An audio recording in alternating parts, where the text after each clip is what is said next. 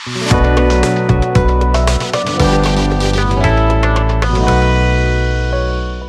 विद्यार्थियों, आज की कक्षा नया प्रकरण लेकर है। आज का प्रकरण है हमारा उपसर्ग।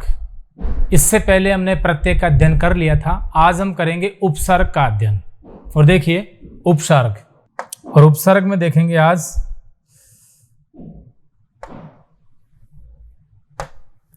ये लीजिए, उपसर्ग की ये पहली कक्षा है।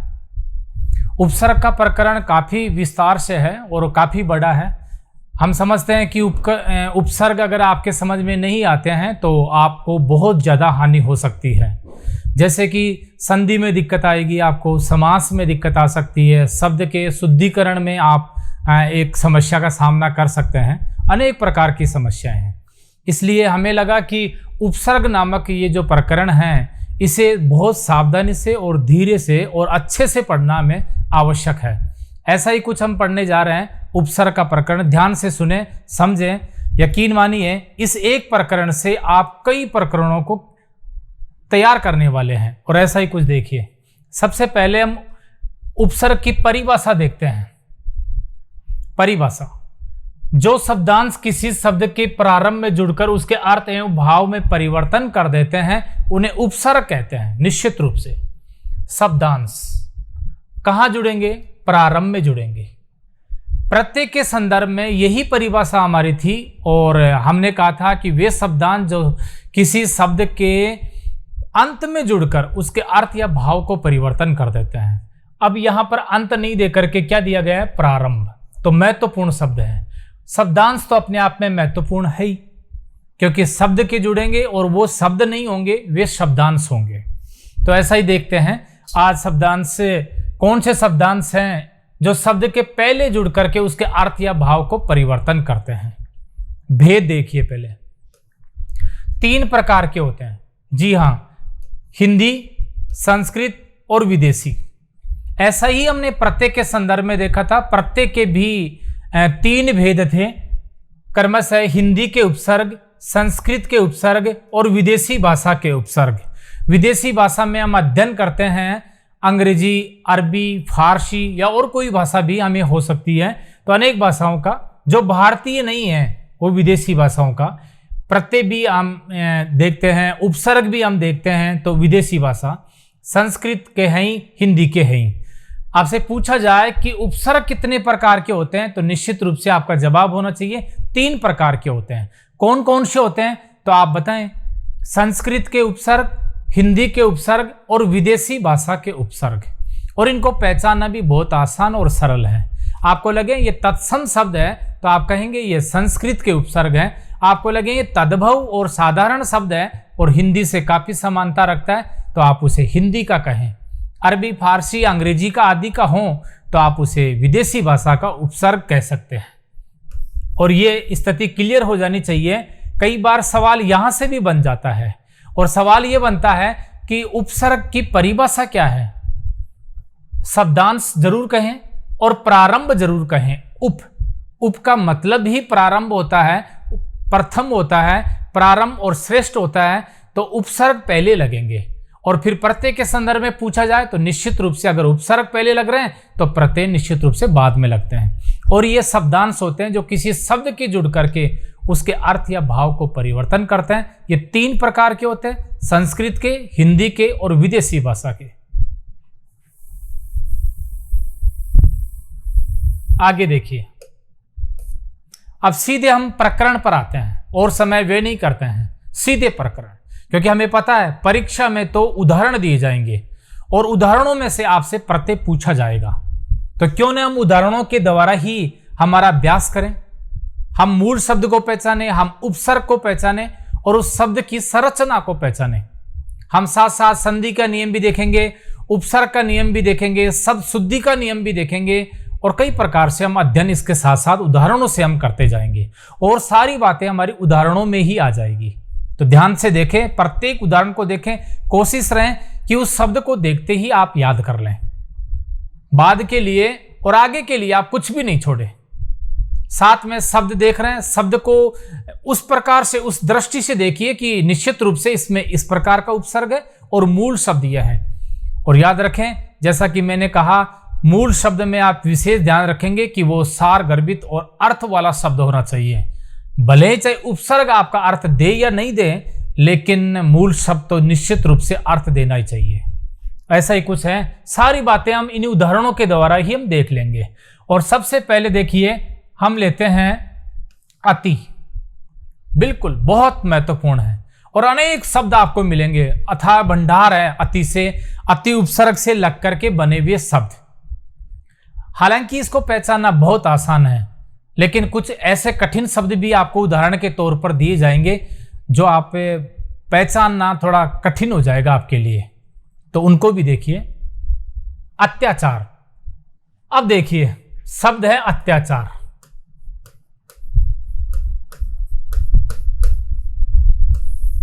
सामान्यतः एक बार देखने से तो हमें लगता ही नहीं है कि अति उपसर्ग लगा हुआ है। हम क्या करते हैं कि शब्द को देख करके पहले वाले शब्द को ही उपसर्ग समझ लेते हैं और समझते हैं कि पहले वाला अ है या अत्य है या अत है और ये उपसर्ग होगा। नहीं, आपको इतना भी ज्ञान होना चाहिए कि उपसर्ग कौन कौन से हैं। और मुख्य रूप से उपसर्ग की बात करें तो ये इस प्रकार से उपसर्ग नहीं है। एक तो आप इस प्रकार से देखेंगे, दूसरा प्रकार ये देखेंगे कि अगर आप उपसर्ग को हटा रहे हैं तो शेष रहा शब्द सार्थक है या नहीं है। दोनों बातें महत्वपूर्ण है और दोनों का आप ध्यान रखेंगे। तो देखिए, अत्याचार जो शब्द है, इसमें आप अति की कल्पना बहुत बाद में कर पाएंगे।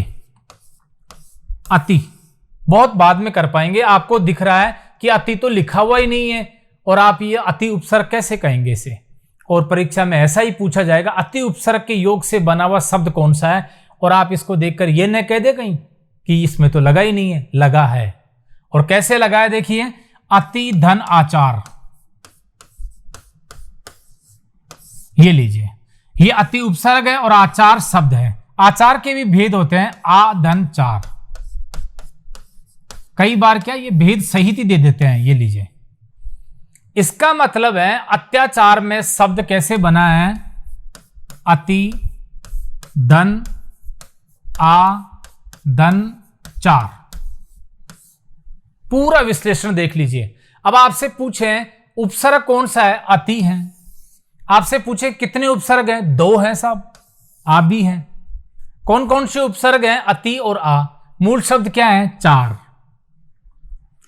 कई बार क्या होता है कि इतना नहीं पूछते हैं और यही पूछ लेते हैं अति और आगे वाले को आचार एक साथ ही लिख देते हैं। आचार यानी व्यवहार आदि, तो एक साथ भी लिख देते हैं। तो आपको इतना याद रखना है कि अति। अब देखो कैसे याद रखना है कि इसमें अति है और कैसे बना है। हालांकि हमें चाहिए था कि पहले हम संधि पढ़ते, लेकिन कोई बात नहीं, संधि को इतनी सरल बना देंगे हम इन सबको पढ़ने के बाद कि जब आप संधि पढ़ेंगे तो आपको बहुत आसानी होगी और सरलता होगी। जिससे डर रहे थे आपकी संधि बहुत कठिन है, इसलिए मैंने उसको अंत में रखा है, प्रारंभ नहीं किया, ताकि आप उसकी बातें बहुत सारी तो पहले से जान जाएं और जब संधि पढ़ें तो ऐसे कैसे आपको याद हो जाए। और देखिए, अत्याचार, यह शब्द है अत्याचार। अब देखिए, हमने कहा अति धन आचार, एक बार आचार ही लिख देते हैं। वैसे आ धन और चार होता है। संधि में क्या होता है, इन दोनों का योग होता है, इन दोनों का योग। और किस प्रकार से, अति और ति में, इसमें क्या है अति, और अति में भी अंत में क्या है ई। ध्यान से देखिए, ई की मात्रा लगी हुई है छोटे, और आगे क्या है ए। और हमने यण संधि के संदर्भ में क्या देखा था, पढ़ रखी है आपने। यण संधि क्या कहती है कि ई और ए आने पर यण संधि होगी और उसमें क्या बनेगा, ये बनेगा। ये बहुत महत्वपूर्ण है। और ये बन गया, और ये हमें पता है कि इससे पूर्व वाला जो वर्ण होगा वो आधा हो जाएगा। तय है तो तय आधा हो जाएगा, तो क्या बन गया, ए, और आधा किया और फिर ये की उत्पत्ति हो गई अत्य, और फिर आगे आ रहा है तो इसको आ कर दिया अत्या, और फिर चार तो चार ही रहेगा। ये लीजिए, इस प्रकार से बन गया अत्याचार। ये आप थोड़ा सा समझने का प्रयास करें, आगे संधि के संदर्भ में हम और देख लेंगे। लेकिन आप ये न कहें कि इसमें अति नहीं लगा है, अति लगा है, अति उपसर्ग लगा है, अति धन आ धन चार, याद रह जाएगा आपको। बहुत सरल बात है कि अति है। इस प्रकार से यण संधि को याद रख लेंगे आप, यण संधि का स्मरण करेंगे। हो सकता है कि अभी प्रत्यय के संदर्भ में आप इसको कम समझ पा रहे हैं, तो संधि के संदर्भ में प्रत्यय भी पुनः दोबारा से आपके तैयार होने वाले हैं। तो इस प्रकार से अत्याचार में कौन सा उपसर्ग है? अति। आगे देखिए अत्यंत, अब इसका आप कर लेंगे अपने आप, स्थान बहुत कम रह गए हमारे पास। अत्यंत, अब इसमें वही नियम चलेगा, तो आप क्या करेंगे? अति, और उसके बाद में शब्द क्या रह गया? देखिए ध्यान से देखिए, यह ए होता है, यहां ई था तो यहां ए होगा, और ए के ऊपर अनुस्वार है तो अनुस्वार तो रहेगी, और आखिरी के जो हैं वही रहेंगे। तो अति धन अंत, अति धन अंत से क्या बन जाएगा? अत्यंत। और देख लीजिए यही होता है अत्यंत का अर्थ। अत्यंत का मतलब है अति अंत, कि हमें इस चीज की अत्यंत आवश्यकता है, कि बहुत ज्यादा, और आखिरी आवश्यकता है, यानी बहुत ज्यादा आवश्यकता है। तो अति धन अंत से क्या बन गया? अत्यंत बन गया। और वही बात है, वही नियम लगेगा। क्या है? ई, और इधर क्या है? ए। और आपको पता है इन दोनों के योग से क्या बनेगा? ये बैरल है, बनते हैं ना, ये बन गया। और आगे ए आने से ये हलंत हट जाता है और ये पूरा हो जाता है, या नहीं होगा, इसलिए अत्यंत, ये अत्यंत नहीं है। ए उसको पूरा कर रहा है, मात्रा तो नहीं दे रहा, इसलिए ये हो गया अत्यंत। आप इतना याद रखें इस संदर्भ में कि अत्यंत का संधि विच्छेद अति धन अंत होता है, और अति उपसर्ग है इसमें। कई बार क्या होता है कि आपको कहेंगे कि अति उपसर्ग से योग से बने हुए कौन से शब्द हैं, और उसमें अत्यंत भी लिखा हुआ है, तो आप इसको तुरंत पहचान लें कि अत्यंत में अति उपसर्ग होता है और अंत मूल शब्द होता है। अति से, ये तो पहले से ही दिख रहा है, अति लगा हुआ ही है, अति धन से, ये लीजिए। अत्यधिक इसी प्रकार का शब्द आ गया है, तो अति धन अधिक, अति धन अधिक, इसका संधि विच्छेद होगा तो योग क्या हो जाएगा? अत्यधिक। अत्याधिक नहीं होगा, कई जगह शुद्धि में देख लेते हैं कि ऐसे लिख देते हैं अत्याधिक। आप भी सोच रहे होंगे कि ऐसे लिख दें क्या? नहीं। क्यों नहीं लिखेंगे? क्योंकि यहां ही आता है, अधिक थोड़ी होता है शब्द तो अधिक होता है, इसलिए आ नहीं आएगा, अत्यधिक ही होगा। ये लीजिए, शब्द शुद्धि भी तैयार हो रही है, संधि भी तैयार हो रही है, और हमारा प्रत्यय उपसर्ग भी तैयार हो रहा है। तो इस प्रकार से अति धन अधिक से क्या बनेगा? अत्यधिक। ऐसा ही है अतिरिक्त, इसको तो आप तुरंत कर लेंगे, अति धन रिक्त, कुछ नहीं करना, बस योग हुआ केवल, अति धन रिक्त। और अतीव, ये थोड़ा सा टेढ़ा है, इसको अलग से याद रख लें, अतीव। और देखिए, क्योंकि उपसर्ग तो ती बड़ी की मात्रा का होता ही नहीं है, इसलिए छोटी ई की मात्रा आएगी अति। आप ये नहीं कहें कि अति बड़ा लगा हुआ है, नहीं। और फिर आगे क्या है? आगे देखिए इव, और इस प्रकार से दोनों का योग से क्या बन गया? अतीव। अब देखिए इसमें क्या हुआ है कि ई छोटा है और आगे भी ई छोटा है, और बराबर क्या हो गया है? बड़ाई। ये दीर्घ संधि में हम पढ़ते हैं, छोटे ई और छोटे ई या किसी प्रकार से मिलने से हमेशा वह स्वर दीर्घ हो जाता है, और ए आ ई उ इनके बारे में कहा जाता है। तो देखिए ई और ई आकर के क्या बनेंगे? बड़ा ई बनेगा ना, इसलिए अतीव तो शुद्ध ऐसे ही लिखेंगे, अतीव। संधि का नियम भी आ गया और उपसर्ग का भी आ गया। लेकिन जब पूछें उपसर्ग कौन सा है, तो अति यही तो होगा ना, इसी से तो बना है, बड़े ती से नहीं बना है। और फिर यू, ये लीजिए। तो इस प्रकार से इसका विखंडन हो जाता है अतियु। ये ज्यादा महत्वपूर्ण है। आप कहीं सोचें परीक्षा में पूछ लें कि इसमें कौन सा उपसर्ग लगा हुआ और आप कह दें अति है, अति नहीं है, बिल्कुल अति नहीं है, अति है।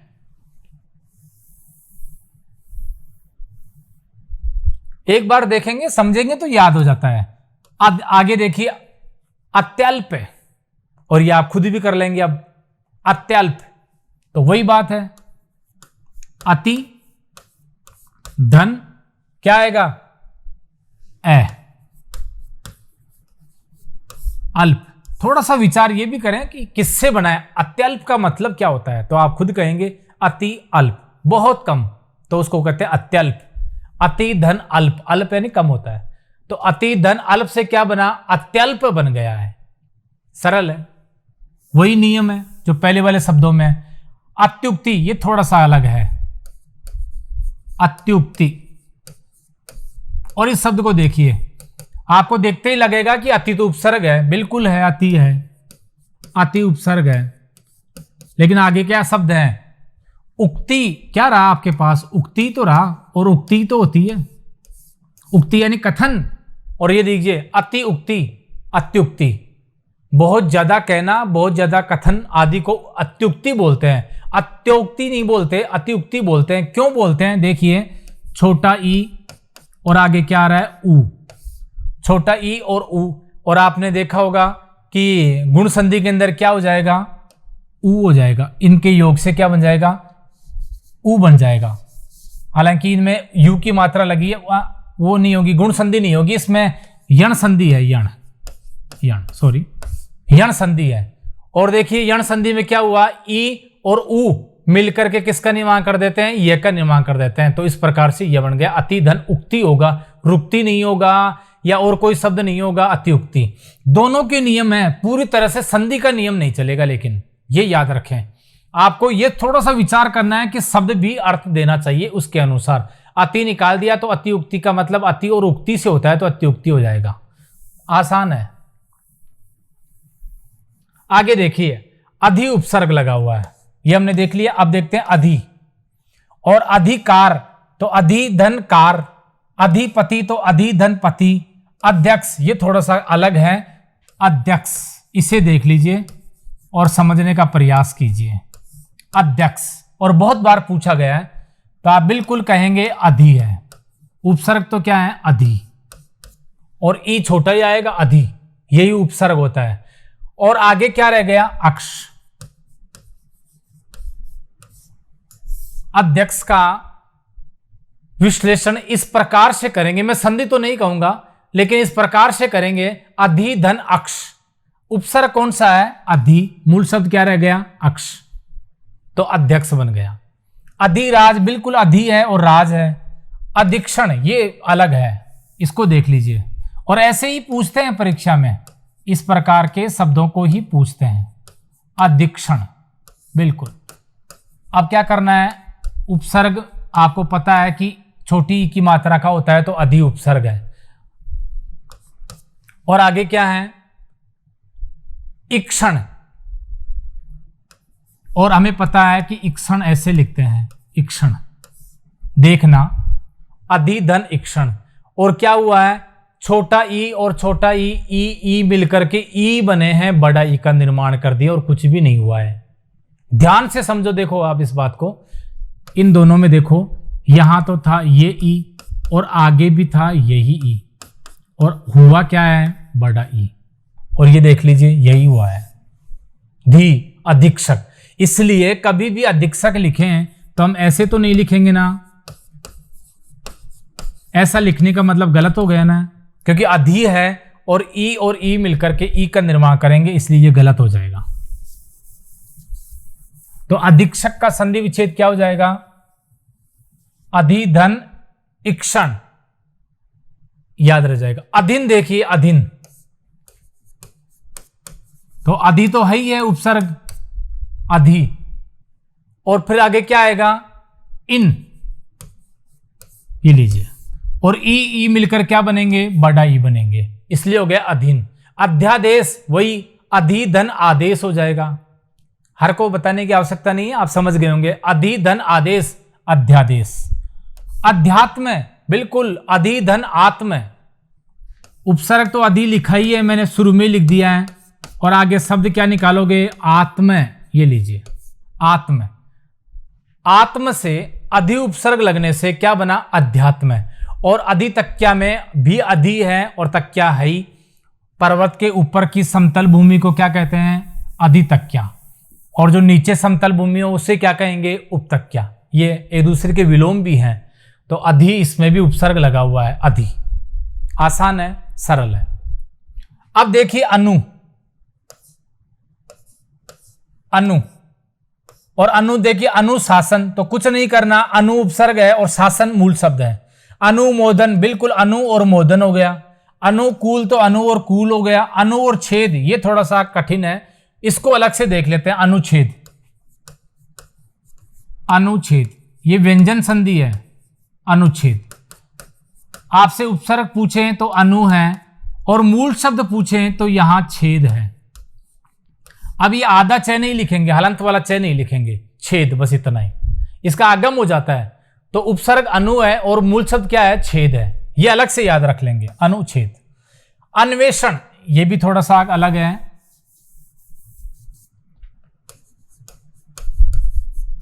अन्वेषण और क्या बनेगा? अनु। अनु वही यण संधि का उदाहरण आ गया है। और आगे क्या है?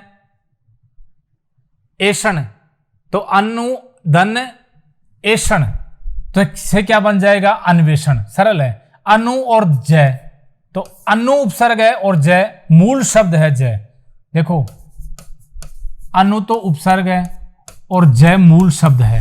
ऐसा नहीं कहें कि बड़ा है और ये छोटा है, तो इस प्रकार से नहीं कहें। ईषण तो इस प्रकार से हो जाएगा।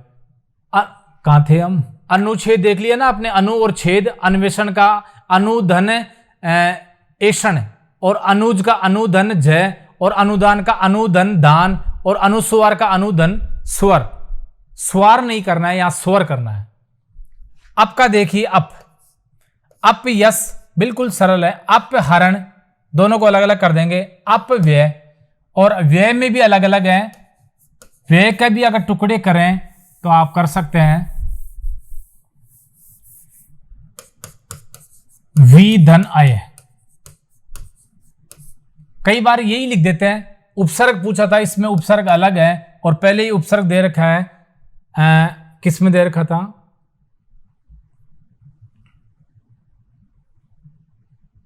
क्या एक छोड़, हाँ, अपव्यय, अप दे रखा था। अप, अप तो अब तो उपसर्ग है, व्यय शब्द है, और व्यय में भी पूछ लें कौन सा उपसर्ग है, तो पहले वी है और अय शब्द है। दोनों बातें तैयार रखें। एक उपसर्ग, दो उपसर्ग, मूल शब्द कौन सा, सारे देख लीजिए। अपमान में अप और मान है, अपकार में अप और कार है, अपंग ये महत्वपूर्ण है। फिर अपंग, अपंग बिल्कुल अप, हलंत नहीं आएगा, पूरा है। अप धन अंग। अब देखिए इसका अर्थ अपंग कैसे बना है। अप यानी बुरा या नहीं है, आदि से लेते हैं। अंग यानी अंग नहीं हो उसको अपंग बोलते हैं। तो अप धन अंग, और इस प्रकार से दोनों मिलकर के अपंग का निर्माण कर देते हैं। तो इस प्रकार से अपंग बना है। कई जगह क्या होता है, अपंग नहीं लिख करके अपांग लिख देते हैं। अपांग, वैसे मूल रूप से शब्द अपांग होना चाहिए, क्योंकि ए और ए क्या मिलते हैं? आ का निर्माण करते हैं। तो अपांग भी ठीक है, अपंग आ जाएं तो भी घबराना नहीं है। कई बार अपंग भी परीक्षा वाले लिखने लगे तो अपंग ही है, वैसे शब्द क्या होना चाहिए? अपांग होना चाहिए। तो इसका अप उपसर्ग लगा हुआ है इसमें। अपेक्षा तो अप हो जाएगा और इच्छा हो जाएगा शब्द। अपराध अप और राध हो जाएगा। अब देखिए औ और तार, औ और नति, इसी प्रकार से बस औ और गुण जो अलग से उनमें पेच आएगा और समझने की बात आएगी, वो मैं आपको समझा दूंगा अलग से। औ और सर बिल्कुल इसी प्रकार। औ और धान, औ और धान, धान का मतलब अवधान है यहां पर। अवधान, औ और अवधान। अवाप्ति, तो अब ये नहीं कहें कि ए हो गया, तो वाप्ति कोई शब्द नहीं होता, आपति होता है। तो ये थोड़ा सा कठिन है, इसको और देख लीजिए। अवाप्ति, अवाप्ति, इस प्रकार से अवाप्ति। अब क्या करना है आपको, शब्द निकालना है। तो शब्द क्या निकलेगा? औ। अब आगे क्या रह गया? आपती रह गया, लीजिए आपती। उपसर्ग अव है, ये याद रखें। अवरोह है तो अव हो जाएगा, अवरोह है। दो क्रम होते हैं, अवरोह है और आरोह है, तो अवरोह है, ये अवरोह है। अव और काश हो जाएगा, अवकाश। अभी से देखिए, अभी नए तो बिल्कुल अभी और नए हो जाएगा। अभिमान अभी और मान हो जाएगा। अभ्यागत ये देख लीजिए अलग से, और ऐसे ही पूछेंगे, ये सरल वाले नहीं पूछेंगे, इसलिए मैं इनको शीघ्रता से केवल पढ़ ही रहा हूं, केवल वाचन ही कर रहा हूं, ताकि ये तो ऐसे ही दिए हैं कि आप समझें कि इस प्रकार से भी लगते हैं। कई बार पूछ भी लेते हैं, लेकिन ज्यादातर संभावनाएं हैं कि इस प्रकार के पूछेंगे, जैसे अभ्यागत आ गया। ठीक, अभ्यागत, इसे देखिए, अभ्यागत बिल्कुल उपसर्ग कौन सा है? अभी है, अभी। और आगे शब्द क्या रह गया? आगत। आगत नहीं किया, आगत शब्द नहीं होता, आगत होता है, इसलिए आगत किया। और ये देख लीजिए, यह क्या आगे आ की मात्रा है, तो आ आएगा, आगत। तो अभी धन आगत से क्या बनाया? अभ्यागत। और अभी उपसर्ग है। अभ्युदय, ये भी महत्वपूर्ण है, अभ्युदय, अभ्युदय। और ये भी देख लीजिए, अभी, इस प्रकार से अभी धन उदय,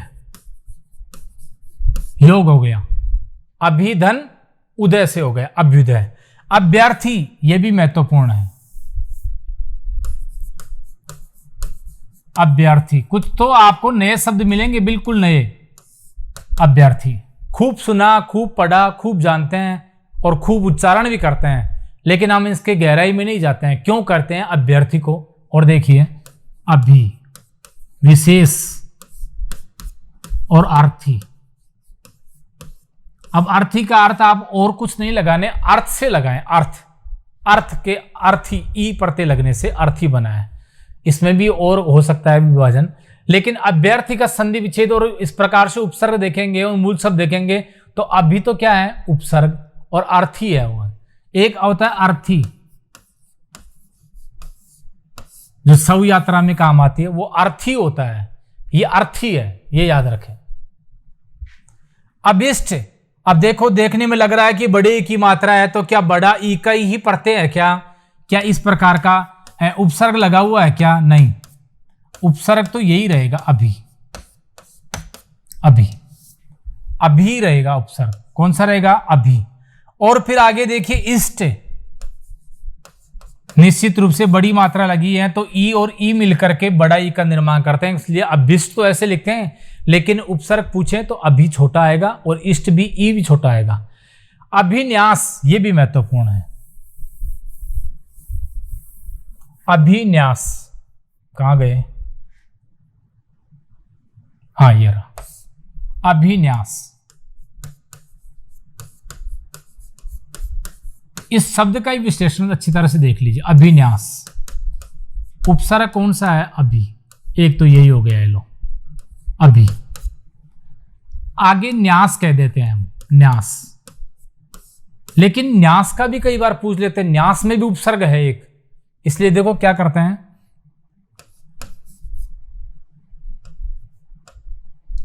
न्यास तो नी धन आस, ये न्यास का हो गया। किसका हो गया? न्यास। कई बार क्या करते हैं, ऐसे दे देते हैं, अभी, नी और आस, ये पूरा एक साथ जोड़ देते हैं और कहते हैं अभिन्यास का सही उपसर्ग कौन से हैं, तो दो उपसर्ग हो गए, अभी और नी।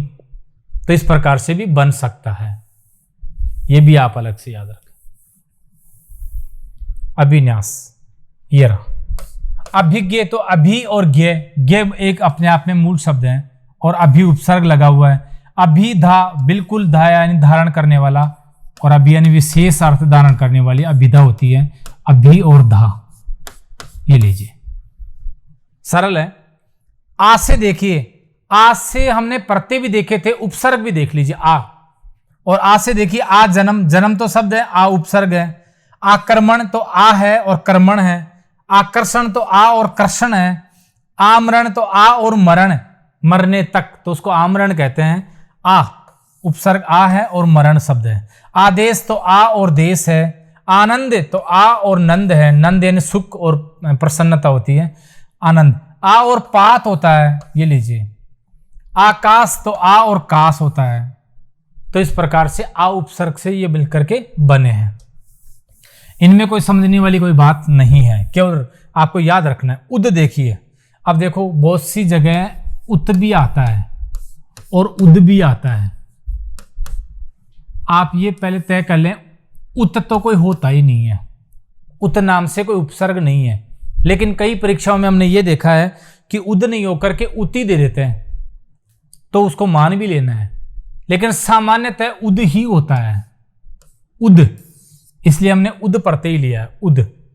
और देखिए उत्पत्ति, अब आपसे विकल्प में ये दोनों चीज आ जाएं तो आप उद को करें उत्पत्ति, और इस प्रकार से लिखा। और आपसे पूछा उपसर्ग बताइए, तो आप क्या करेंगे, उद करेंगे, उद। लग तो रहा है कि तय है, नहीं, व्यंजन संधि का नियम है, और तय ना जो दय में बदल जाता है, तो उद होगा, उद, और आगे जो शब्द है वही हो जाएगा पत्ती। और अगर ये विकल्प में ही नहीं है तब आप उत कर सकते हैं, लेकिन सामान्यतः उत गलत है, इसमें उद ही है, ये याद रखें, ये सही है। उत्तम, तो वही बात है, उत्तम, उत्तम, ध्यान से समझिए। उद द हलंत है, और आगे तम, तम यानी अंधकार होता है। उत्तम का मतलब है अंधकार से मुक्त, उसको उत्तम बोलते हैं, जहां अंधकार नहीं है। तो उद धन तम, उत नहीं होगा, उद होगा, उद धन तम, ये तम मूल शब्द हो गया। उत्कृष्ट, तो ऐसे ही हो जाएगा, उद धन कृष्ट हो जाएगा, उद धन कृष्ट। उन्नति, तो उद धन नति हो जाएगा। उच्छ्वास, ये महत्वपूर्ण है,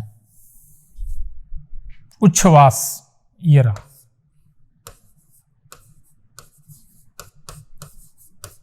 इस प्रकार से उच्छ्वास। उपसर्ग कौन सा है, उद है। अब आगे क्या करें, बिल्कुल कुछ नहीं सोचना विचारना, आपको क्या करना है, वास करना है, केवल वास। ये आगम हुआ है तो इसको आपको नहीं लेना है, तो उद धन वास से क्या बन गया, उच्छ्वास बन गया। ऐसे ही है उज्जयिनी, तो उद, उद धन जयनी, आगे तो जैसा है वैसा ही रहेगा, ये लीजिए। तो उज्जयिनी हो गया, उद धन जयनी। उज्ज्वल, ये महत्वपूर्ण है, सब शुद्धि में भी पूछते हैं, और यहां उपसर्ग भी पूछ लिया और संधि भी पूछ लेते हैं। उज्ज्वल देखिए, उद धन जवल। अब यहां पर आधा ज भी आएगा, जवल क्यों आएगा, दो बार आगम हुआ है इसलिए आएगा।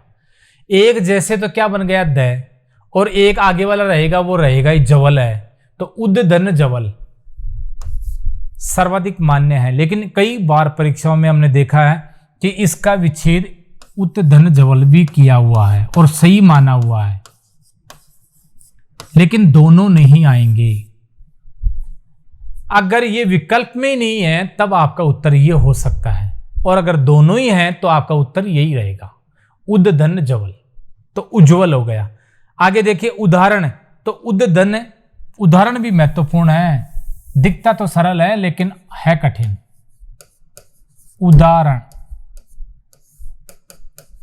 उपसर्ग कौन सा है, उद, और आगे मूल शब्द क्या है, आहरण। लेकिन आहरण में भी उपसर्ग लगा हुआ है, तो हम क्या करेंगे, आधन हरण। अब क्या बन गया, उद, ये लीजिए, पूरा विश्लेषण इस प्रकार से हो गया। उद, आ और हरण, हरण है मूल शब्द। उपसर्ग पूछे तो दो हैं इसमें, कई बार एक ही पूछता है, लेकिन पूछ लें ज्यादा जानकारी के लिए तो उद भी है और आ भी है, क्योंकि आहरण में आ उपसर्ग है, इसलिए उद आ हरण। इस प्रकार से बनाया शब्द क्या, उदाहरण।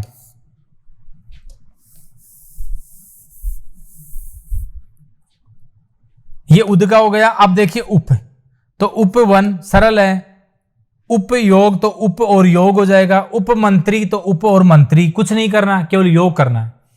उपकार तो उप और कार हो जाएगा। उपन्यास, ये थोड़ा शब्द समझने वाला है, उपन्यास, इसे देख लीजिए, मैं उन्हीं को समझाने का प्रयास कर रहा हूं जो महत्वपूर्ण है और जो पूछे जाएंगे। बाकी को तो आपको भी ऐसे ही बस एक बार पढ़ना है, केवल इनको थोड़ा सावधानी से याद रख करके समझना है। अनावश्यक है उनको मैं विस्तार नहीं दे रहा, क्योंकि उनमें समय क्यों व्यय करें हम।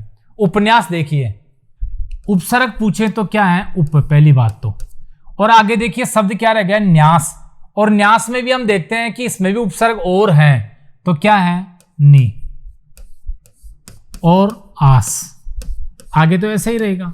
ये लीजिए, उपन्यास इस प्रकार से विस्तार होता है, उप नी आस। अब आपसे पूछें कि उपसर्ग कितने हैं? 2 हैं, उप भी है और नी भी है, मूल शब्द एक है, क्या है? आस है। तो उपन्यास ये महत्वपूर्ण है। जैसे हमने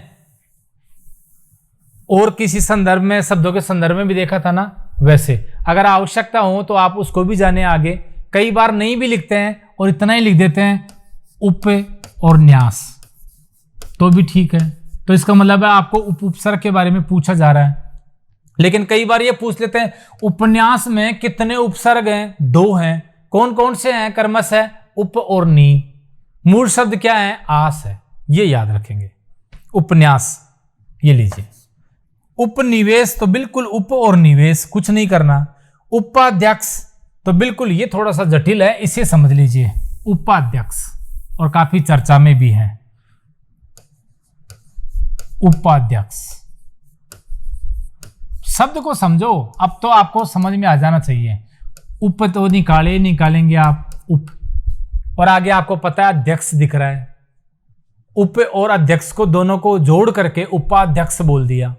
अब अलग अलग दिख रहा। हमने अध्यक्ष का इससे पहले देखा भी था कि अधि धन अक्ष, इसका भी विस्तार होता है, तो वही देख लीजिए। अधि और अक्ष, ये लीजिए।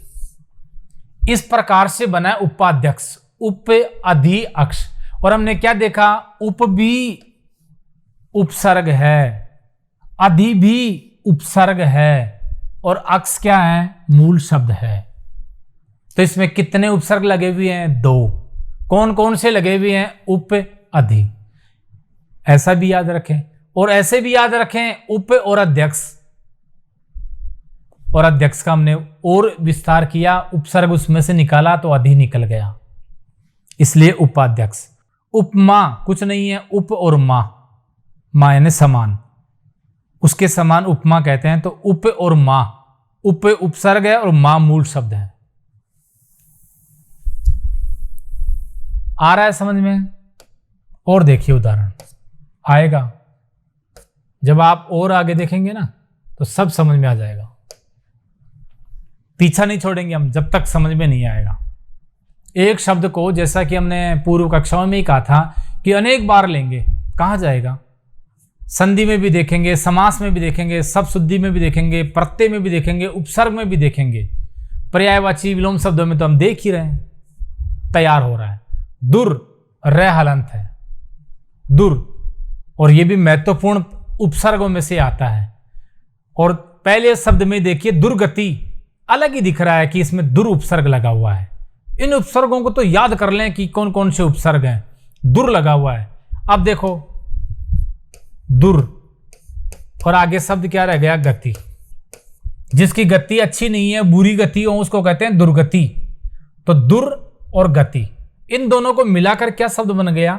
दुर्गति। क्योंकि रे जो है आगे अगर कोई वर्ण आता है तो उसके ऊपर ही लग जाएगा ना, इसलिए दुर्गति हो गया। बस कुछ नहीं किया, केवल समझना है हमें, दुर और गति, दुर्गति बन गया। ऐसा ही देखिए दुर्जन, बिल्कुल रे को वापस ले आओ, इधर तोड़ रहे हैं तो आप शब्द को तोड़ रहे हैं ना, इसलिए तो क्या करेंगे आप? दुर, रे को अकेले ही लाना है, ये लो, क्योंकि आगे वर्ण नहीं था, हटा दिया हमने, और आगे जन, ये लीजिए। और जब वापस मिलाएंगे तो क्या करेंगे? ये लीजिए, इसके लगा देंगे, मिल रहा ना, इसलिए लगा दिया।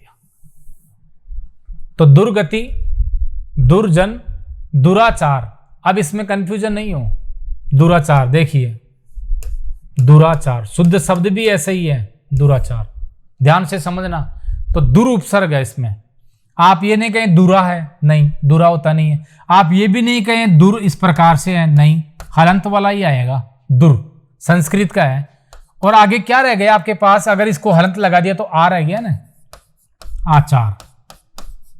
और आचार भी अपने आप में उपसर्ग लिए हुए हैं, तो क्या हो जाएगा, आ धन चार, ये पहले बता चुके हैं हम। अब क्या हो गया, इसमें दो उपसर्ग हो गए, दुर आ, ये दो उपसर्ग हो गए और शब्द है चार। ऐसे अत्याचार आया था हमारे पास शब्द, उसको देख लिया। अब दुराचार आ गया, तो अत्याचार में क्या देखा था, अति उपसर्ग है। दुराचार में कौन सा उपसर्ग है, दुर है, और आगे आ और चार है। दुर्भिसंधि बहुत बार पूछा गया है, ये महत्वपूर्ण है। दुर्भिसंधि, मैं अगर ये कह रहा हूं ये महत्वपूर्ण है, तो निश्चित रूप से मान लेना कि ये महत्वपूर्ण ही है। दुर्भिसंधि, अब आपसे पूछें उपसर्ग बताइए, तो आप देखिए दुर करेंगे, अर्थ ही इसका ऐसे ही निकल रहा था, दुर। अब आगे शब्द क्या रह गया आपके पास, रे हटा दिया है, तो इसमें ए तो रह ही गया है। देखिए रे हलंत लगाया है तो ए रह गया है। आपको लग रहा है कि भी आ रहा है, भी नहीं आ रहा, बी से पहले ए भी आ रहा है, तो क्या हो गया, अभी। और आगे देखिए क्या है, संधि। ये तो एक मोटे तौर पर इसका विभाजन हो गया, ठीक। अब देखिए आप क्या कहेंगे, उपसर्ग कितने हैं, कितने, दुर्भिसंधि में कितने उपसर्ग हैं, आप कहेंगे दो। दो नहीं है, और भी हैं, और कैसे हैं देखिए, पूरा विस्तार करते हैं इसका। तो दुर, अभी, इस प्रकार से अभी, और संधि को भी तोड़ते हैं, इसके भी हम विभाजन करते हैं। इसमें कौन सा उपसर्ग है, तो सम और धी, ये लीजिए। अब बताओ कितने उपसर्ग लगे हुए हैं, आप दो नहीं कहेंगे, आप कहेंगे तीन उपसर्ग लगे हुए हैं। तीन कहां लगे, एक, दो और तीन। मूल शब्द क्या है, धी। तो दुर्भिसंधि महत्वपूर्ण है। क्यों महत्वपूर्ण है, इसलिए महत्वपूर्ण है। एक बार तो सीधे ही परीक्षा में यह पूछा गया था, दुर्भिसंधि में कितने उपसर्ग लगे हुए हैं, तो तीन है। देखने से तो आपको दो ही लगेगा एक बार तो, लेकिन आप संधि को भी में भी देखिए, संधि में भी सम धन धी से बनी है संधि, सम धन धी, तो समान रूप से धारण करती है। तो सम उपसर्ग है इसमें, और अभी भी उपसर्ग है, और दुर भी उपसर्ग है, इसलिए समधि, दुर्भिसंधि ज्यादा महत्वपूर्ण है।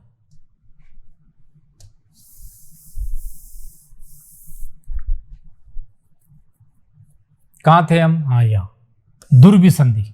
आज उदाहरण ज्यादा ले आए इसलिए थोड़ा सा दिक्कत हो रही है, ना तो बोर्ड मिल रहा है और ना जगह है। दुरात्मा, कुछ नहीं करना, दुर और धन आत्मा, दुर और आत्मा। दुर्योधन, दुर, दुर निश्चित रूप से दुर निकालना है, और फिर क्या शेष क्या रह जाएगा आपके पास, दुर इसको निकाल दे, योधन रह गया, योधन। तो इस प्रकार से दुरासा, तो दुर्धन आशा, आ है और आगे वाला सा तो सा ही रहेगा। दुर्व्यवहार, ये महत्वपूर्ण है। फिर देखिए पहली बात तो इस शब्द को लिखना ही सीख लीजिए, दुर्व्यवहार। इस प्रकार से लिखा जाएगा, र कहां चला जाएगा, ये के ऊपर, और इस प्रकार से वह कहां आएगा, यहां पर आएगा, दुर्व्यवहार। अब इसमें कौन कौन से उपसर्ग हैं देखिए, दुर, बिल्कुल। आगे आप सीधे कहते हैं व्यवहार है, अगर दूरी निकालना तो इस प्रकार से कर दिया, दुर और व्यवहार। लेकिन व्यवहार में भी फिर तो उपसर्ग तो है, व्यवहार में भी है, क्या है, वी, और आगे औ, और आगे हार, ये लीजिए। तो दुर्व्यवहार इस प्रकार से, दुर, वी, औ, हार, इस प्रकार से शब्द क्या बन गया, दुर्व्यवहार। कठिन नहीं है, अगर आप ध्यान से शब्द को देखेंगे और उसको समझने का प्रयास करेंगे तो अपने आप शब्द खुद ही कह देता है मेरे अंदर क्या क्या शब्द है और किस किस से मिलकर के बना है। ये लीजिए दुर्व्यवहार। इस प्रकार से आप समझने का प्रयास करेंगे।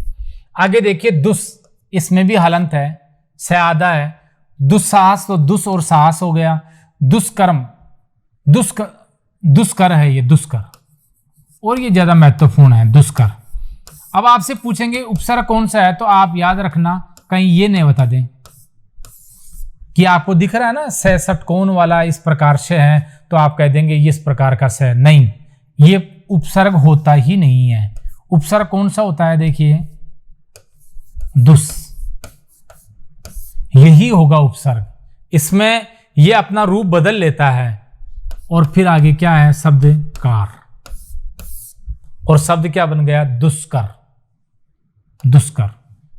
ये उदाहरण इसलिए लाए हम कि आप ये ना समझें कि इसमें कौन सा उपसर्ग है, और विकल्प में देखो ये भी आएगा, और विकल्प में ये भी देगा, और विकल्प में ये भी देगा, और आपसे पूछा जाएगा कौन सा उपसर्ग लगा हुआ है, तो आपको सोचना ज्यादा नहीं है, आपको ये ध्यान रखना है कि दुस उपसर्ग तो यही है, ये उपसर्ग नहीं है। आपको ऐसा नहीं लगे कि इसमें तो ऐसे लिखा हुआ है, नहीं, लिखा हुआ जरूर है लेकिन ये उपसर्ग नहीं है, इसलिए यही उत्तर आएगा दुस, इस प्रकार से आपका, ये महत्वपूर्ण है।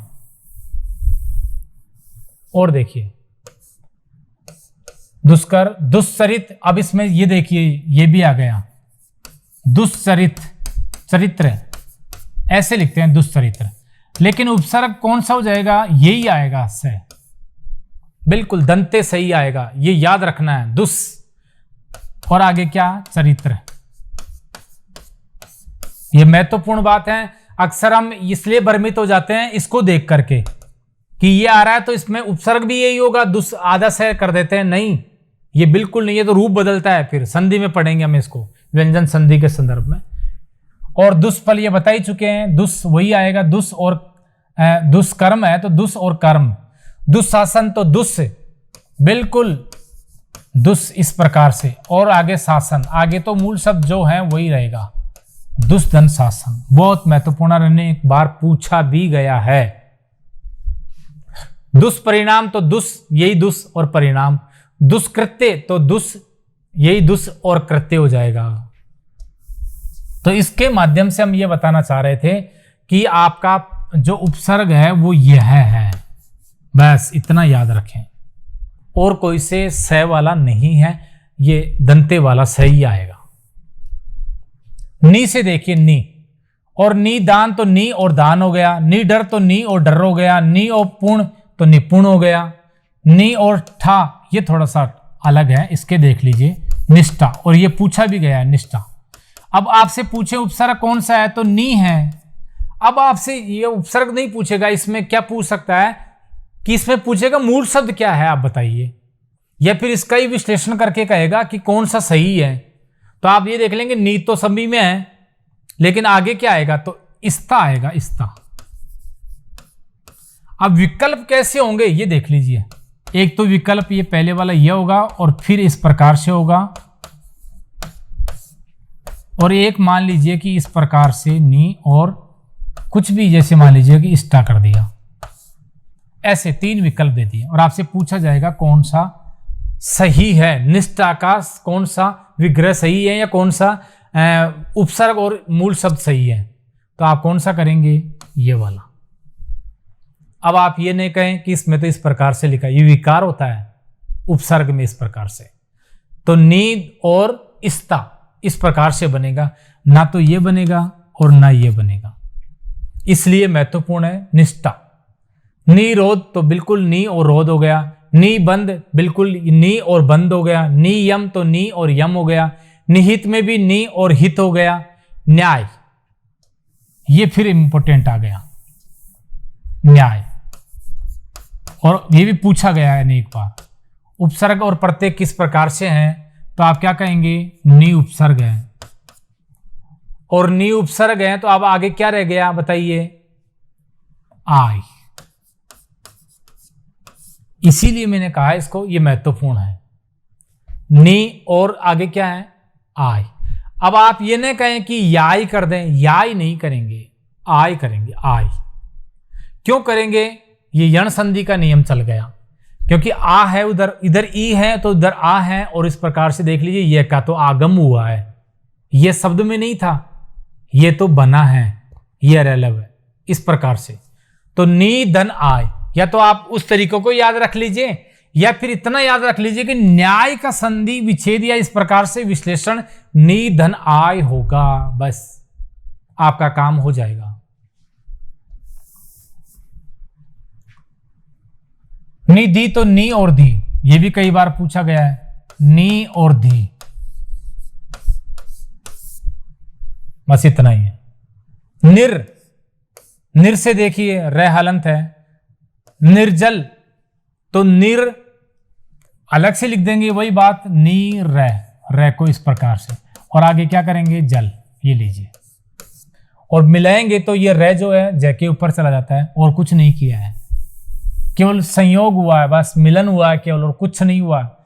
निराकार तो निर और रे के हलंत लगाएंगे तो आगे क्या बच गया हमारे पास आकार, आकार तो आ और कार, ये भी अलग होता है। निर्भय तो निर और भय, निर्गुण तो निर और गुण, निर्वाचन तो निर और वाचन हो जाएगा। निरीक्षण तो ये भी अलग हो जाएगा, ये थोड़ा सा कठिन है, इसको बता देते हैं। निरीक्षण, निरीक्षक है, निरीक्षक। अब देखिए नी, और आगे क्या रह गया, आगे नी नहीं है, निर, नी और रह, आगे क्या रह गया इक्षण। देखिए ई कौन सा बड़ा, इक्षक, ये तो खुद ही कह रहा था, हमें याद करने की आवश्यकता ही नहीं है। इसमें अगर निर निकाल दिया तो शेष क्या रह गया, ई की मात्रा और क्षय और कै, तो इक्षक, तो निर और इक्षक से क्या बनेगा, निरक्षक बन जाएगा। ये लीजिए ये शब्द। आगे देखिए निर्नुनासिक, ये भी महत्वपूर्ण है, निर्नुनासिक, और ये महत्वपूर्ण शब्दों में से आता है एक, निर्नुनासिक। इसका भी करना है तो क्या करना है, निर,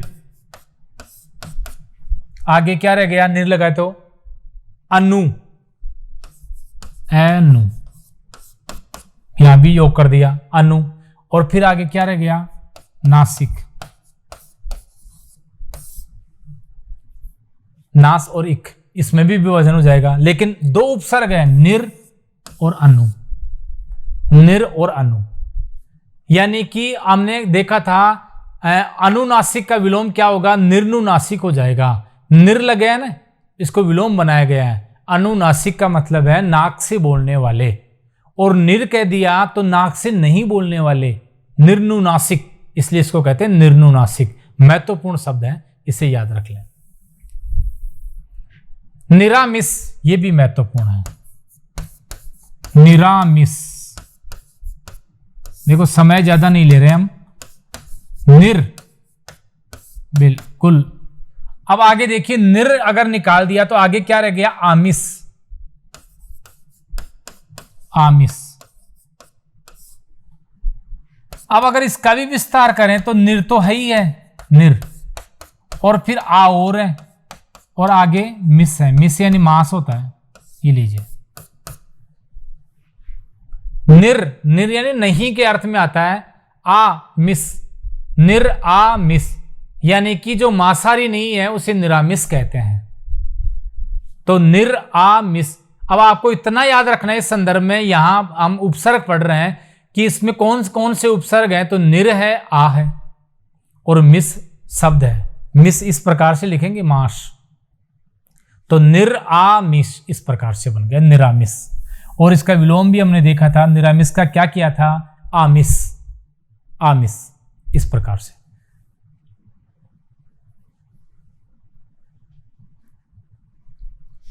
निरामिस। और निरंजन बिल्कुल सरल है, निर्धन अंजन, अर्थ भी देखते जाओ अथवात, निर्धन अंजन, अंजन यानी काला होता है, काजल से होता है, और काजल कैसा होता है, काला, निरंजन, जो बिल्कुल भी काला नहीं हो, अच्छा अर्थात अच्छा हो, तो उसको कहते हैं निरंजन, निरंजन।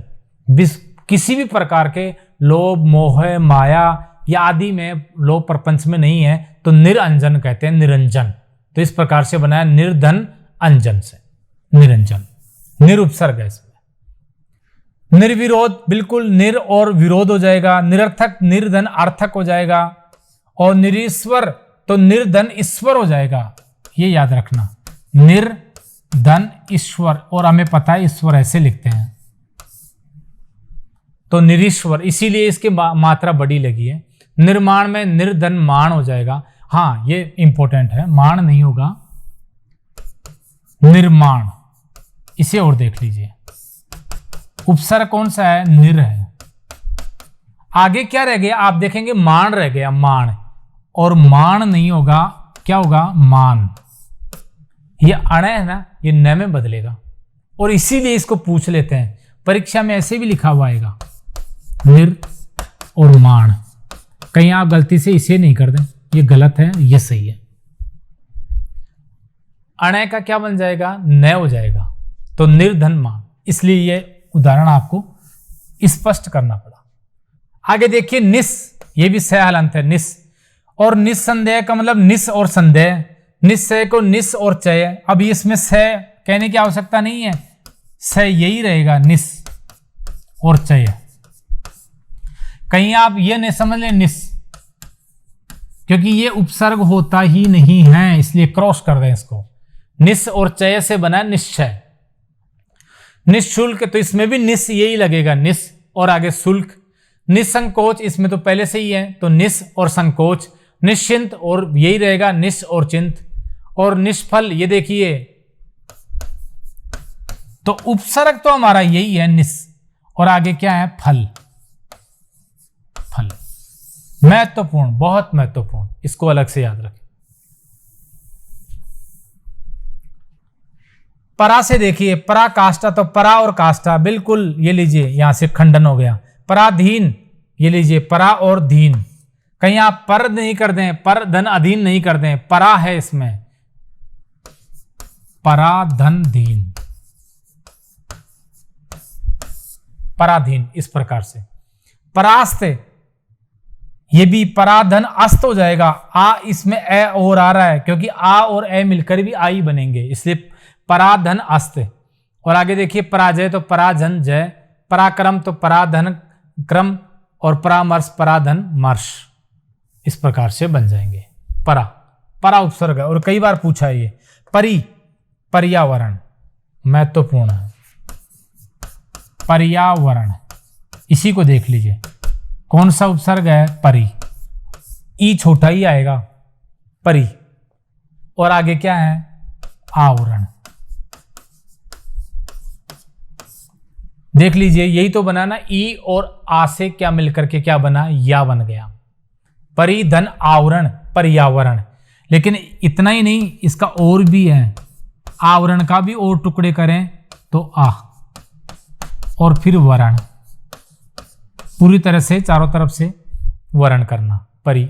और इसी अर्थ में पर्यावरण यानी पूरी तरह से हर प्रकार से ढका रहना या घिरे रहना, तो पर्यावरण। इस प्रकार से परि, आ और वरण।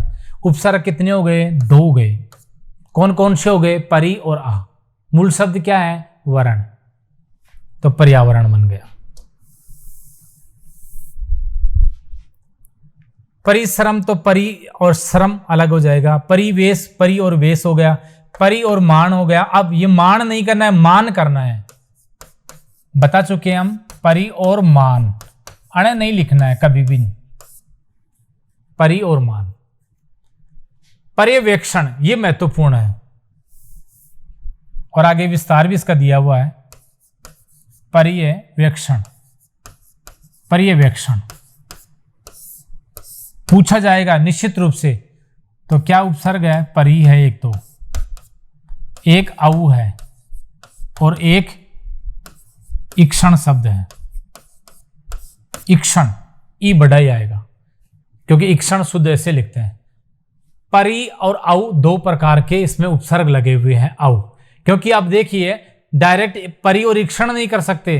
परि और ईक्षण कर देंगे तो ए कहां से लाएंगे, इसलिए देखो ए, और वह कहां जाएगा, तो वह आ गया, और फिर ई, इस प्रकार से ई ए में बदलता है। तो ये 3-4 नियम इसमें एक साथ लग गए। आपको बस इतना याद रखना है, पर्यवेक्षण का किस प्रकार से विग्रह होगा, परि, औ और ईक्षण, बस। और एक है पर्युषण। पर्युषण, जैनियों का त्योहार है पर्युषण, और वही होगा परि, एक तो उपसर्ग यही हो गया परि, और फिर उषण। ये कभी कभी हम निकाल नहीं पाते, ऊ छोटा करें बड़ा करें यह बता देगा ना आपको, ऊ की मात्रा कैसी है, बड़ी है, तो इस प्रकार से परि और उषण हो जाएगा, उषण, परिउषण, पर्युषण, इस प्रकार से। ये सब परि उपसर्ग से बने हुए शब्द थे। प्र से देखिए, प्र और मान।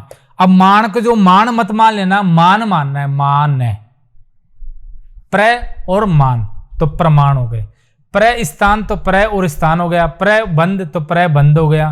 प्राध्यापक महत्वपूर्ण है, प्राध्यापक।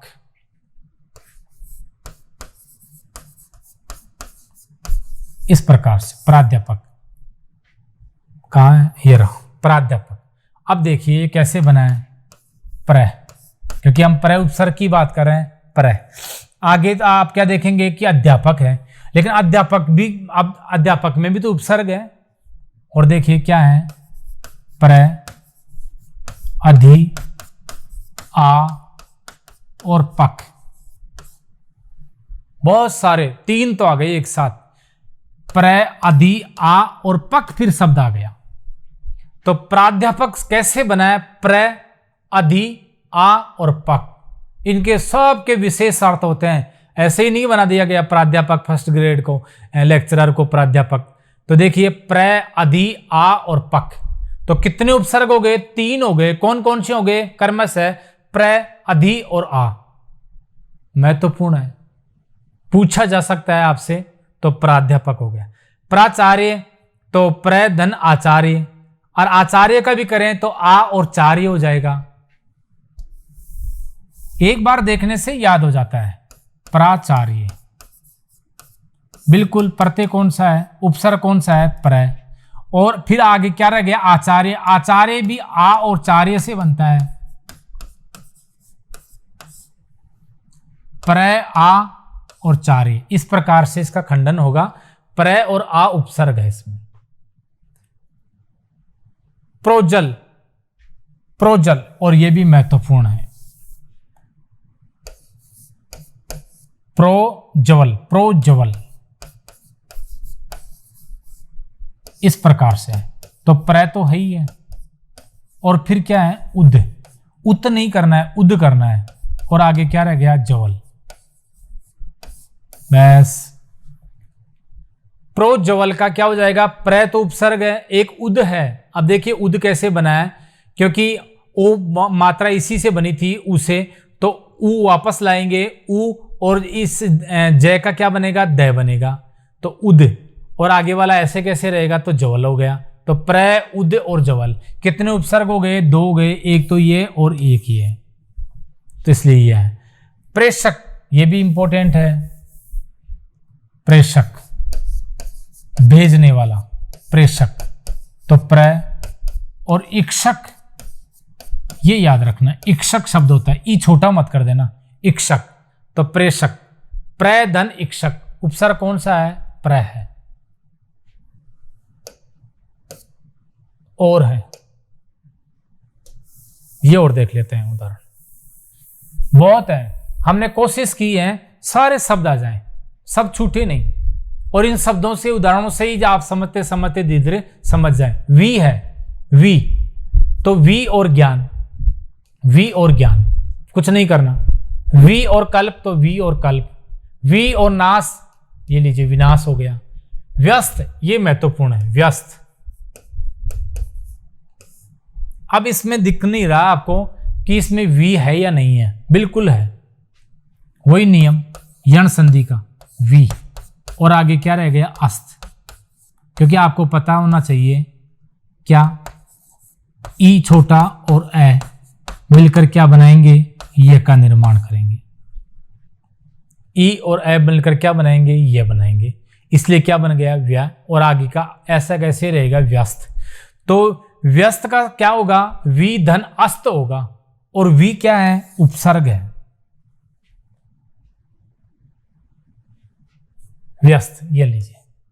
व्याकुल, ये लीजिए, वी धन आकुल हो गया, व्याधि तो वी धन आदि हो गया, वी उपसर्ग और फिर आधि, ये लीजिए इस प्रकार से बन गया। व्यंजन ये भी महत्वपूर्ण है, व्यंजन का और देख लेते हैं। तो क्या करना है, व्यंजन ये पूरा होगा कि नहीं होगा, वह आधा है जो बिल्कुल होगा, और ई लगेगा कि नहीं लगेगा, बिल्कुल लगेगा। आगे ए आना चाहिए कि नहीं आना चाहिए, आना चाहिए। अनुस्वार भी आनी चाहिए क्या, बिल्कुल आनी चाहिए। तो वी धन अंजन से क्या बन गया, व्यंजन। ये भी महत्वपूर्ण है। सम से देखिए, सम और कुछ के मैंने बहुत सारे उदाहरण दिए हैं, इसलिए कि इनको ज्यादा से ज्यादा उदाहरण आपको दिए जाए और परीक्षा में वो उदाहरण ही आ जाए, तो आपको ज्यादा मेहनत की आवश्यकता नहीं हो, सीधे ही आप याद रख लें। सम और संहार, पहला शब्द है संहार। ये देखिए,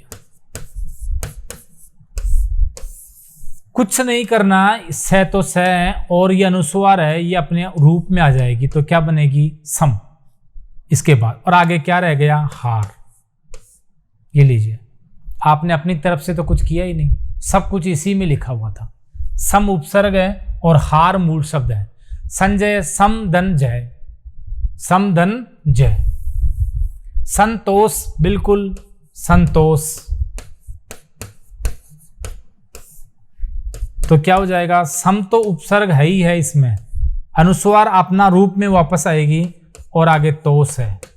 तोष यानी क्रोध वगैरह, गुस्सा आदि कहते हैं, जो गुस्सा क्रोध आदि में भी समान रहें यानी नहीं करने वाला संतोष होता है। इसीलिए कहते हैं ना संतोषी, यानी कि बिल्कुल गुस्सा नहीं करने वाला और जो कुछ मिला है उसी में संतोष करने वाला।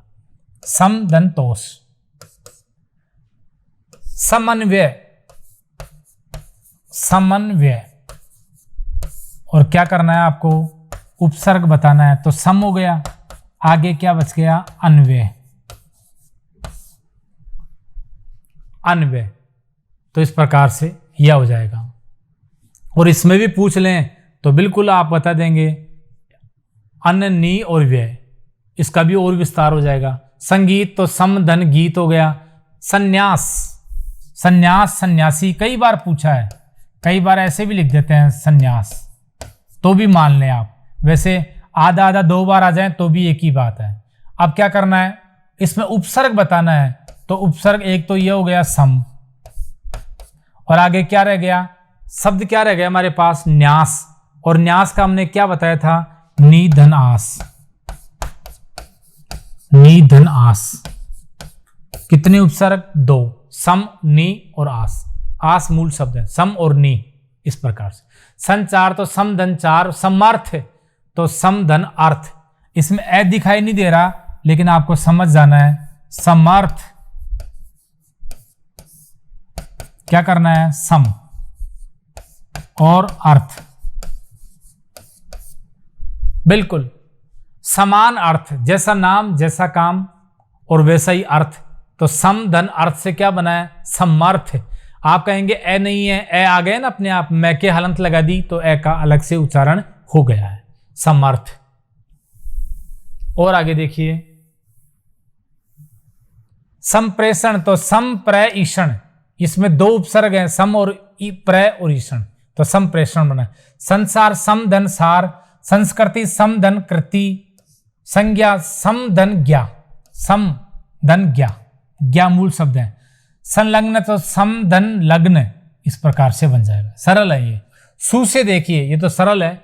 सुधन मन, बिल्कुल ऐसा, सु उपसर्ग है और मन मूल शब्द है। सुशील, सु और शील, शील यानी चरित्र होता है, अच्छा चरित्र वाला, तो सुशील, सु और शील। सुलेख, अच्छी, लेख यानी लिखना, अच्छा लिखना, सुलेख। सुपुत्र, कुछ नहीं करना, सु और पुत्र। अब ये देखिए स्वस्थी, और ये महत्वपूर्ण है, रट लो इसको। अब इसमें क्या करते हो आप कि आप स्व कर देते हो कि स्व प्रत्यय होगा, स्व उपसर्ग होगा, या स्व का विभाजन हो जाएगा। स्वस्थी में स्व नहीं होगा, क्या होगा, सु, उ आएगा। सु धन, आगे क्या रह गया, अस्ति। हस्ती नहीं, अस्ति, अस्ति, अस्ति यानी है, अच्छा है, उसको कहते हैं स्वस्थी। और स्वस्ति का बताया भी था आपको, क्या, इस प्रकार से स्वस्ति, इस प्रकार से। तो सुधन अस्ति, जिसका सु यानी अच्छा शुभ आदि से लेते हैं, जो अच्छा शुभ आदि है उसको स्वस्ति कहते हैं। ये लीजिए, अब इसका स्व से तो नहीं निकल रहा ना, स्व यानी स्वयं होता है। अब आप खुद ही देख लेंगे, शब्द को ही देखेंगे कि क्या मेरे खुद के लिए अर्थ निकलता है स्वस्ति? नहीं। स्वस्ति का अर्थ हम जानते हैं शुभ के लिए, अच्छे के लिए होता है। तो आप इस प्रकार से थोड़ा सा विचार ये भी करेंगे शब्द पर। स्वल्प तो सुधन अल्प, स्वयं ये भी महत्वपूर्ण है,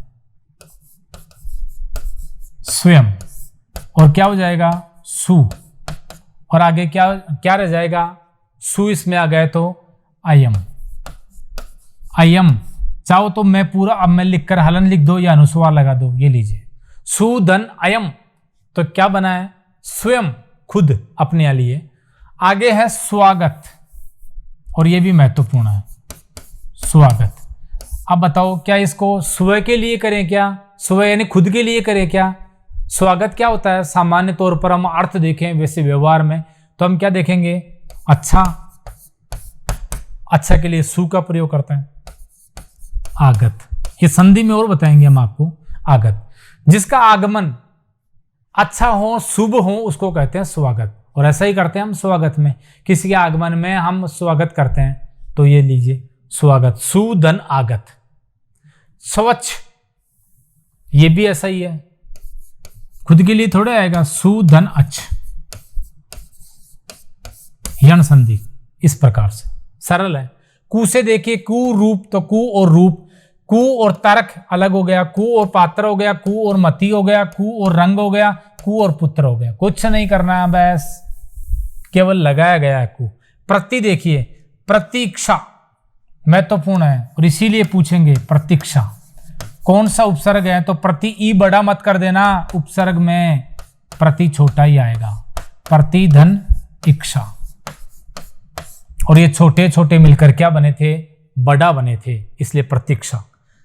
प्रतिघात, तो प्रति और घात कुछ नहीं। प्रत्याशी, ये भी महत्वपूर्ण है, प्रत्याशी, और ऐसे ही पूछे जाएंगे प्रत्याशी, प्रत्याशी। उपसर्ग पूछें कौन सा है, प्रति, ती कौन सी है, छोटी एक ही है, प्रति। प्रतिधन, आगे क्या रह गया, आसी। आप यासी तो नहीं कहेंगे ना, नहीं कहेंगे। क्यों नहीं कहेंगे, क्योंकि ई और ऐसे ही यह बनता है, और अब इन दोनों को अलग अलग बता रहे हैं तो ये क्यों आएगा, ये आ रहा है तो फिर ए और ई नहीं आएगा, इसलिए हमने ऐसा किया। प्रतिधन आसी से क्या बना, प्रत्याशी। प्रत्युपकार, ये भी महत्वपूर्ण है। आप बड़े शब्दों को देखकर घबराए नहीं बिल्कुल भी। आप सोचेंगे यार इतना बड़ा शब्द दे दिया, इसका तो मुझे आता ही नहीं है। नहीं, बिल्कुल ये शब्द ही बताएगा अपना, कौन सा उपसर्ग लगा हुआ है, कौन सा मूल शब्द है, क्या लगा हुआ है, इसी शब्द को बताएगा, ये शब्द बताएगा। सब देखिए, प्रत्युत्तर नहीं, प्रत्युपकार है, प्रत्युपकार। आप क्या देखेंगे, प्रति, क्योंकि तय है, ये आधा है जो पूरा होगा, ई का आगम होगा, पता है हमें, प्रति, प्रति। अब आगे देखिए क्या रह गया, ऊ की मात्रा रह गई छोटे ऊ की, तो ऊ। पै रह गया तो पै, कै रह गया तो कै, आ की मात्रा और रह, उपकार। इसमें भी दो हैं, उप और कार, और अलग और है। वैसे देखा जाए ना तो दो प्रत्यय हैं इसमें, प्रति, उप और कार। ये लीजिए, वैसे देखा जाए तो सारे ही इसमें तो प्रत्यय है, कार भी प्रत्यय है और ये उपसर्ग है, तो मूल शब्द तो इसे है ही नहीं इसमें। प्रति, उप और कार, इस प्रकार से का खंडन करते हैं। तो प्रति और उप क्या हो गए, उपसर्ग हो गए, उपसर्ग के संदर्भ में हम पढ़ रहे हैं, तो क्या हो गया, प्रत्युपकार। कठिन नहीं है, आसान हुआ। प्रतिष्ठा, ये महत्वपूर्ण है, प्रतिष्ठा जो महत्वपूर्ण है, मैं उन्हीं के बारे में लिख करके दोबारा और बता रहा हूं, ताकि आप सुन भी लें, सुनने से भी याद होगा, और कुछ देख भी लें तब भी याद होगा। एक शब्द को 2-3 बार बोल रहे हैं तो निश्चित रूप से याद हो जाएगा। प्रतिष्ठा में पूछें प्रत्यय कौन सा है, प्रति है। अब इसमें प्रत्यय नहीं पूछेगा, इसमें आपसे पूछेगा मूल शब्द क्या है, कैसे भी प्रश्न में पूछ सकता है। तो अब आप इसको क्या कहेंगे, क्या आधा स और ठा है क्या, नहीं, इस्ता है, इस्ता।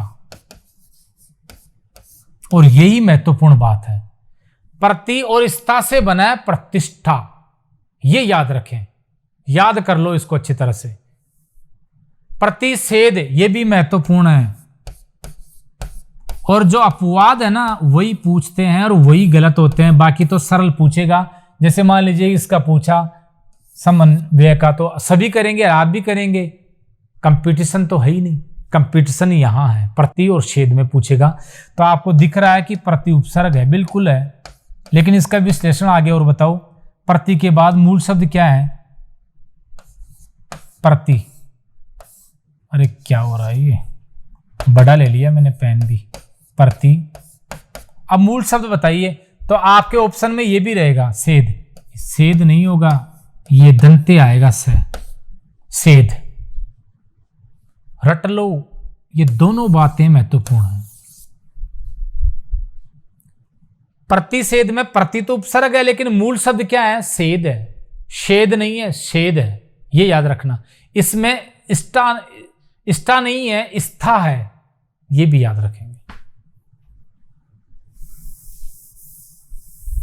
और देखो न, बिल्कुल न भी उपसर्ग है, कौन सा उपसर्ग है, न, केवल न।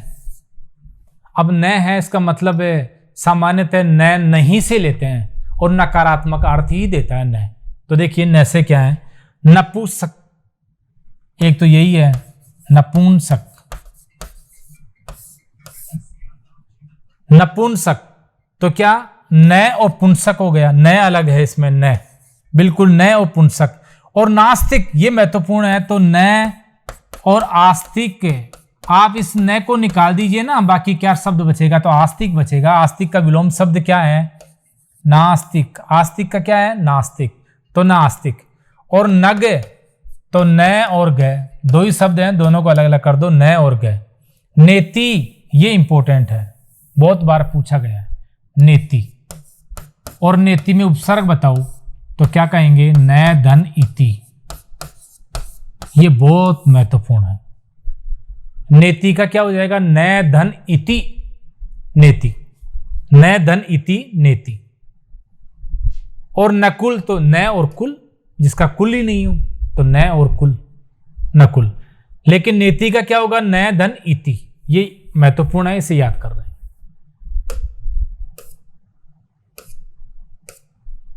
अब लीजिए आपको प्रश्न उत्तर थोड़ा सा देख लेते हैं, और तो कल देखेंगे आगे वाली कक्षा में कि किस प्रकार के आ सकते हैं और कैसे आएंगे। उपसर्ग रहित शब्द कौन सा है, अत्यधिक, निदेश, सुयोग और सुरेश।